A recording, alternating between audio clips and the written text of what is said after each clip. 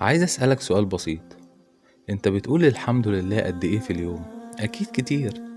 بعد الاكل بتقول الحمد لله، لما بتصحى من النوم بتقول الحمد لله، ولما حد بيسألك عامل ايه بتقول الحمد لله. بس قد ايه بتقول الشكر لله؟ فكرت قبل كده هل الحمد هو نفس الشكر ولا في فرق ما بينهم؟ النهاردة في حلقة رسالة هنتكلم عن الفرق بين الحمد والشكر. بسم الله والحمد لله والصلاة والسلام على رسول الله صلى الله عليه وسلم. الحمد يعني الثناء على ربنا، على صفاته وكماله. يعني لما تقول الحمد لله انت مش بس بتشكر ربنا على نعمة حصلت لك، ده كمان ثناء على انه الرحمن الرحيم الحكيم الكريم العدل الغفور. حتى لو ما حصلش حاجة معينة ليك. وليه أول آية في القرآن الحمد لله رب العالمين؟ ملهاش علاقة بالنعمة بس، ده الحمد أوسع وأشمل. أما الشكر مختلف شوية.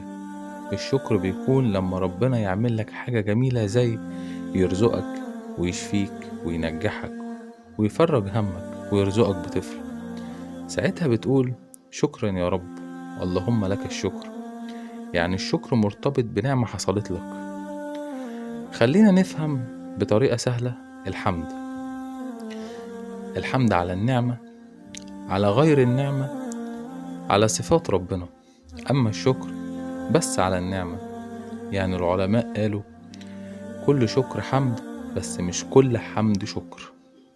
يعني لو شكرت ربنا انت كده بتحمده كمان، لكن لو حمدته مش شرط انك شكرته على نعمة معينة.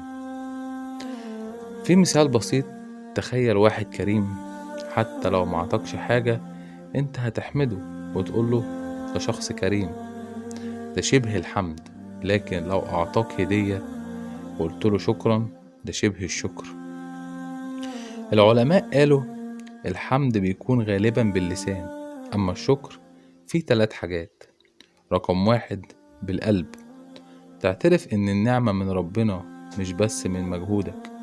2 باللسان، تقول الحمد لله اللهم لك الشكر. 3 بالعمل، تستخدم النعمة في الخير. يعني لو ربنا أعطاك علم، الشكر شكر العلم إنك تعلم الناس. ولو ربنا اداك فلوس، شكر الفلوس انك تساعد محتاج. ولو ربنا اعطاك صحة، شكر الصحة انك تستخدمها في الطاعة. المهم في الرسالة، المؤمن الحقيقي دايما بين حاجتين: الحمد في كل الأحوال والشكر على النعمة. ولو حصلت لك نعمة شكر يبقى خير، ولو حصلت لك مصيبة صبر يبقى خير برضو. في النهاية خلي لسانك دايما يقول الحمد لله، حتى لو مش فاهم الحكمة ورا اللي بيحصل لك، عشان المؤمن عارف إن ربنا حكيم ورحيم ولطيف بعباده. ولو ربنا رزقك نعمة قول من قلبك اللهم لك الشكر كما ينبغي لجلال وجهك وعظيم سلطانك. كان معاكم أحمد علاء في برنامج رسالة، والحمد لله رب العالمين، والسلام عليكم ورحمة الله وبركاته.